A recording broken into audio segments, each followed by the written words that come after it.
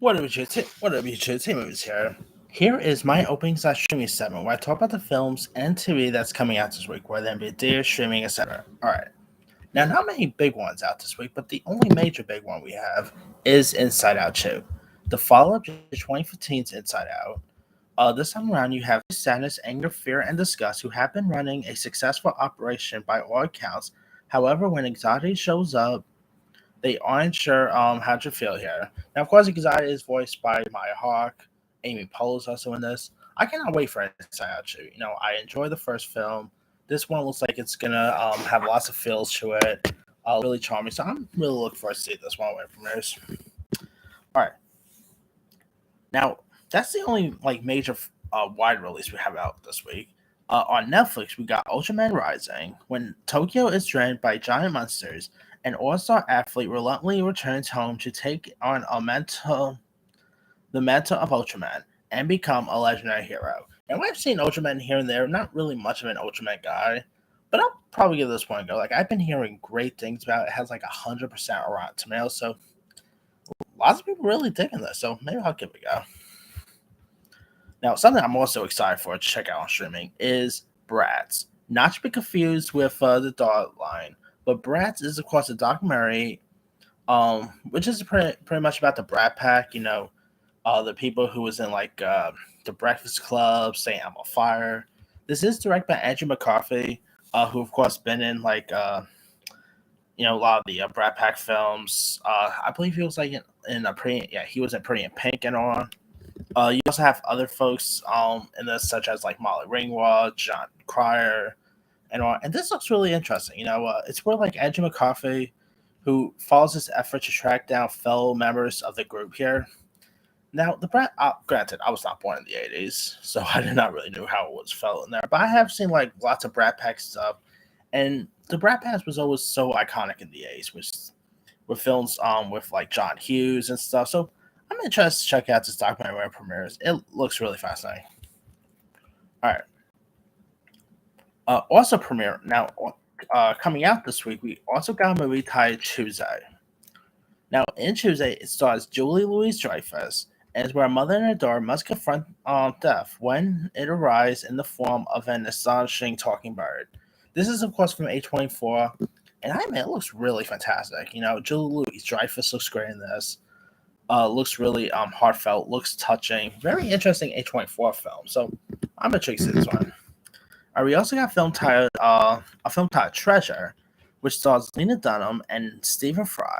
A music journalist accompanies her father, a charming, stubborn Holocaust survivor, on a journey to his homeland, while she's eager to make sense of her family's past, and her dad has an agenda of his own. Now, I saw the preview for this. Didn't really do anything for me. I do like the cast. Lena Dunham and Stephen Fry are really the only major ones in this. But, yeah, it just didn't really do much for me. So I'm not all that interested in that one. We also got a film called Firebrand, another film I'm not too interested in. It stars Alicia Vikander and Jude Law, where in Tudor England, Catherine Parr reluctantly agrees to become the sixth wife of the tyrannical King Henry VIII. Her consent to marry him comes great personal risk, given her predecessors are either vanquished, beheaded, or dead. Yeah, to be honest, I'm not really that interested. This looks a little too boring. I love Alicia Vikander. She was great in Tomb Raider. Jude Law is always great. I cannot wait for Skeleton Crew. But, yeah, this just doesn't look anything remotely interesting for me. All right. Also out this week, we got a film titled The Last Breath, which is a storyline where a group of college friends reunite on a Caribbean scuba diving trip, exploring the wreckage of World War II battleship, and find themselves trapped inside the underwater labyrinth of rusted metal surrounded by great white sharks. Always interested in seeing a shark film. I just checked out Under Paris, wasn't too impressed by it. But hey, this sounds like be interesting to check out, so it'll be cool. All right. We also got a film called Reverse the Curse, which is another horror film, by the way, which stars and is directed by David Duchovny, also having Stephanie Beatrice from for Brooklyn Nine-Nine fame, Logan Marshall Green, who always looks like Tom Hardy. Like, if you ever see Logan Marshall Green stuff, you always will assume that's Tom Hardy. It's where Ted, a writer turned peanut slinger, returns to care for his Red Sox obsessed father, Marty, whose health fathers with Sox losses. Ted rallies neighborhood pals to orchestrate a winning streak, finding purpose and unexpected bonds along the way. This could be interesting. I mean, you got Logan Marshall Green, David Duchovny is always great, so I'll probably give this one to go. All right, we also got a film titled Lenses, which stars Sasha Luz, who was in that terrible Luc Besson movie a couple years ago called Anna. And it's where like a game, this aerophobic gamer agrees to test new equipment that uses AI to interpret the electrical activity of her brain. Soon, the line between reality and her subconscious starts to blur as she wonders if the device is serving a sinister force. And to be honest, this does not look all that great. It's a shame that Sasha Luz is not really getting great roles because she was, even though the movie itself was great, she was actually pretty solid in Anna, but can win more, I guess. All right, we also got a film titled Ride, which stars 80s actor C. Thomas Howell, Annabeth Gish. Of course, she was in like Mystic Pizza. She's also on that Pretty Little Liars summer school. She's great on that. Now, desperate to raise money for his daughter's cancer treatment, a retired bull rider teams up with his estranged son and resorts to robbery to secure payments before time runs out. That could be interesting to check out. All right, we also got a film titled Fresh Kills, which stars and is directed by Jennifer Esposito, who you might know for Blue Bloods fame. She was in that Jimmy Fallon movie Taxi. She was also in Crash. You also have the likes of Annabelle Scola, Emily Bader, Edessa Azion. It's where in 1980s New York City, Francine is married into a Brooklyn organization crime family who have just moved to the more special surrounding of Staten Island.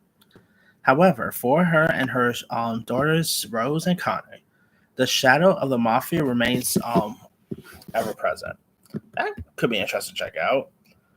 I mean, Jennifer Esposito is always great. Like, I love her on Blue Blood, so seeing her directing something that could be cool to check out. We also got a film titled Queendom, which is a documentary where dressed in otherworldly clothing, a gay artist from it's not a documentary, my bad.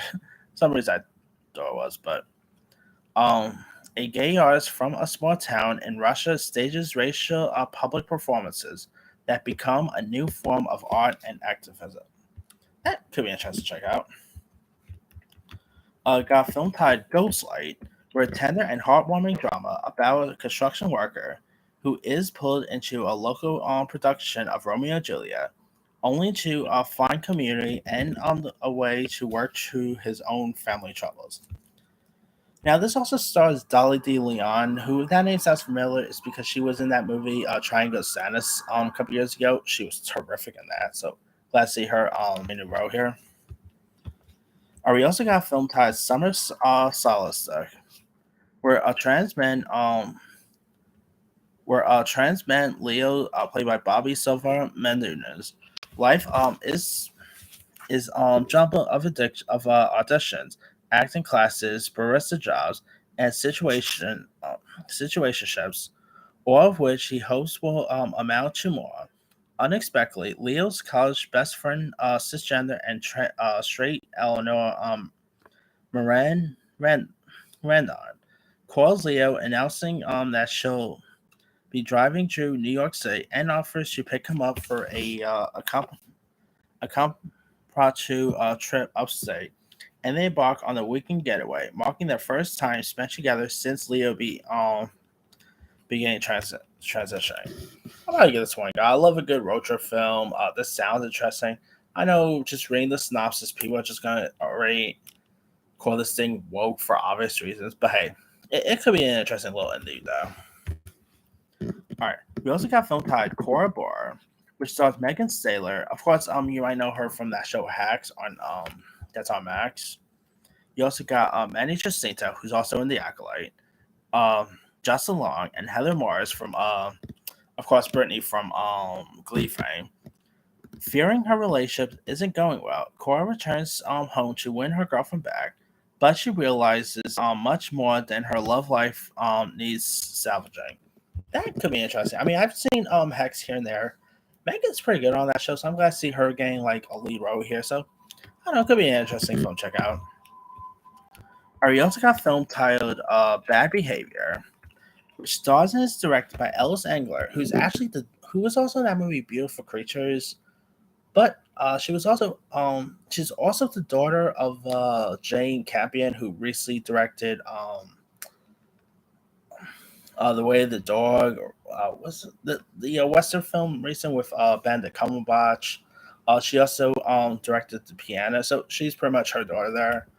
This film also stars Jennifer Connelly, Ben Whishaw, a former child actor seeks enlightenment at a retreat run by a new age guru while navigating her relationship with her stunt performer daughter. I don't know, this could be interesting to check out. You got Jennifer Connelly, who's always great. I'm really interested in seeing Alice and more stuff, so it could be interesting to see. All right. We also got a documentary called The Grab coming out, which quietly and seemingly out of sight governments, private investors, and mercenaries are working to seize food and water resources at the expenses of entire population. Now, this is directed by Gabriella Copperway, who directed that documentary Blackfish. She also did that recent that ISS film with Ariane DeBose just recent. This could be interesting. I mean, she's pretty good with documentaries, so I'll be interested to see another documentary first. All right, now that's all the film coming out. Now on the TV side, on Paramount Plus, we got How Music Got Free, which uncovers the secret behind the crime we all committed. From This is also executive produced by Eminem, LeBron James. Which, by the way, speaking of Eminem, how I don't really do reviews for music because, well, it's a little hard to really talk about like music videos or songs and stuff. But how killer was Eminem's new music video, Houdini?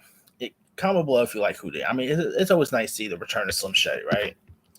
But anyway, this film, of course, details a fascinating and often funny inside story of the technology-driven distribution that changed music during the late 1990s and early 2000s. File sharing technology combined with the demand for new music and many others. This could be interesting to check out. This is, of course, from MTV, so obviously music. Who says MTV doesn't do music anymore, right? So I don't know. It could be interesting to check out. All right. On Netflix, we got Tour de France Unchained coming to Netflix, which is a cycling docu series, so that could be interesting. We got on Apple, we got Presumed Innocence, which of course is based on a book, but that got turned into a film with Harrison Ford. This is, of course, from David E. Kelly, where a prosecutor who becomes a prime suspect in the murder of one of his colleagues. Now, this stars Jake Gyllenhaal, and this looks terrific. I mean, it actually just just premiered on Apple now. I'll probably watch it once I'm done with this, and I'm always interested in seeing a legal show here. This looks intriguing, so sign me up with this one. Hopefully, it's a good one. All right, we also got the return of Bridgerton Season 3 Part 2 coming to Netflix, which, again, I'm not really too big with Bridgerton, but I know it has its fans, just I'm not really one of them. All right. We also got Hotel. I don't know if I could really say this word, but because, I've heard that if you say this word, YouTube will, like, do something. I don't want to take any chances, but it's Hotel Sugar Power. You guys know what type of sugar power I'm talking about.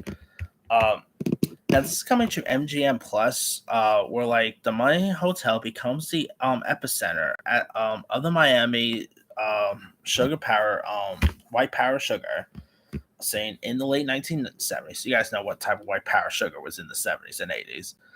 At the center of the general manager Roman Comte, a Cuban exile doing his best to keep it all going and fulfill his own American dream.